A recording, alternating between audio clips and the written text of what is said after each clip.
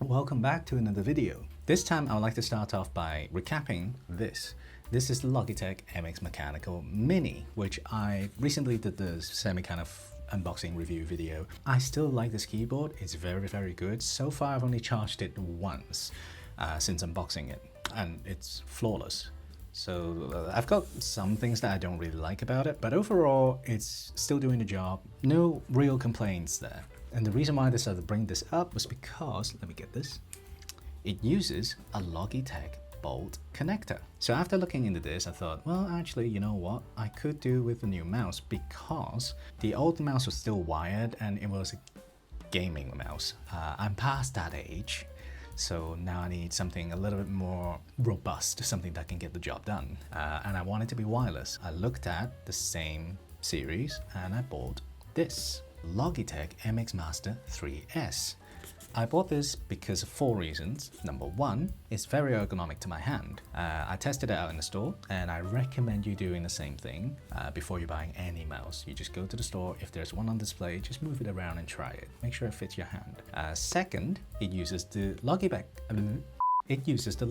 bolt connector. Number 3, it features a mechanism called quiet click. Now, at first, I thought it was a bit of a gimmick, but after trying it out, it actually made a lot of sense to me, because sometimes I work early into the morning and occasionally I do a bit of gaming during nighttime as well. And if you have kids, having a quiet mouse makes a lot of sense. And reason number 4, it was on sale. Responsible adult. Let's open it. So there's the Logitech bolt connector. Which I don't need, but it's handy to have in case I need to connect it to a secondary device, which will come in handy. I'll keep it. And there is the mouse. So first of all, let's just appreciate like the smooth design. It's kind of a rubbery texture, which is really nice for the grip. But I also know that this kind of material kind of wear down over time.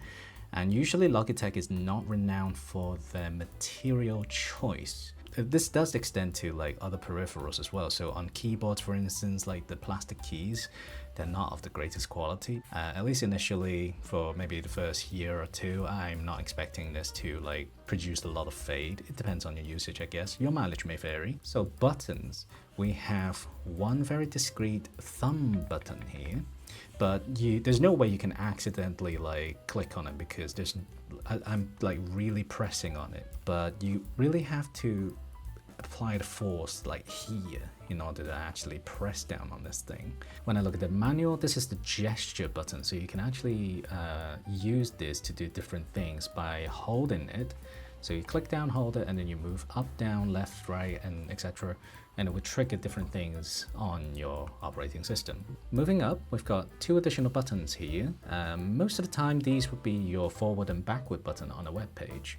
Very sturdy. Then this one is incredibly satisfying to scroll this thing here. It doesn't have like an infinity scroll kind of effect, it's just gradual scrolls, but there's no click to it, it's just smooth dial. I can almost like play with it as a fidget toy almost. This one doesn't click, it's just literally a scroll. So from what I read is that you can use this as like some sort of well, first of all, you can use it as a horizontal scroll naturally, but you can also use it for something like switching tabs in a web browser, or you can use it to do zoom in and zoom out, which would be really handy actually in my line of work. Over on this side is the LED lights, and the charging port is right here. Moving up, the most critical 2 buttons here, and I will take off my microphone in order for you to hear the quiet click.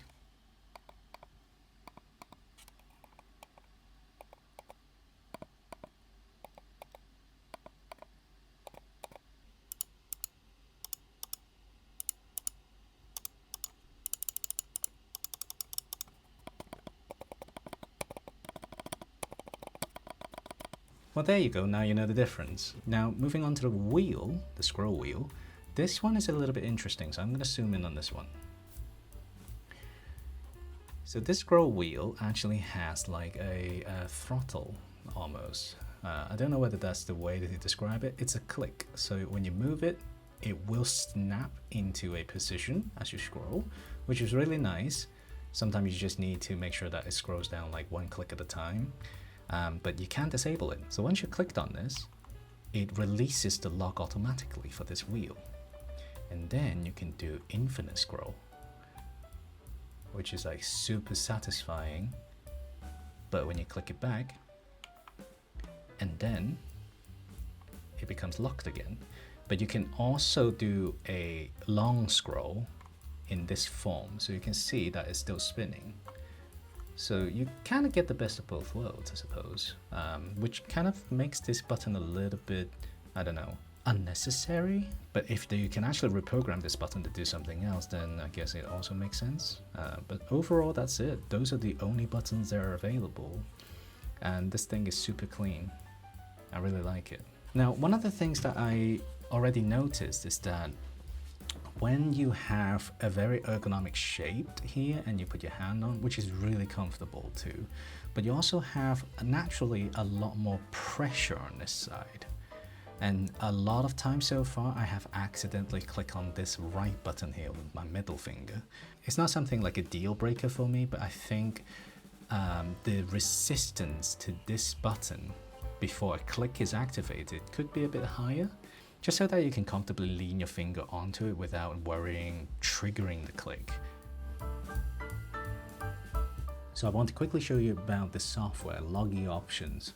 So I have already looked into this and I found certain features very useful. So for example, in the buttons, you can reconfigure pretty much anything you want. All of these buttons are reconfigurable. So in this case, the gesture buttons gives you a lot more options here.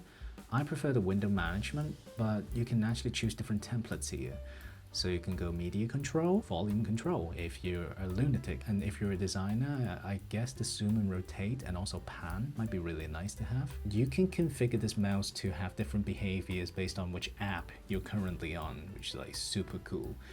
One of the things I already mentioned is that the middle button here doesn't seem to be doing much. I think it's unnecessary, but you can reprogram it, which is great. And then a lot of other stuff here, like the point and scroll, you can configure like different speeds. You can pair up to 3 different devices on this mouse. Flow feature, I'm super interested to try to get this working, but I don't have it running yet, so I'm afraid you're gonna have to stay tuned for now. Overall, those are the first impressions. So this mouse, I'm gonna have to use it for an extended period of time before I can actually give any sort of review, but hopefully, if you're here, you are getting the information you need. If you have any questions, feel free to leave it in a comment. I'll try to answer it ASAP. So there you go, the unboxing and initial impression of the Logitech MX Master 3S. See you in the next one.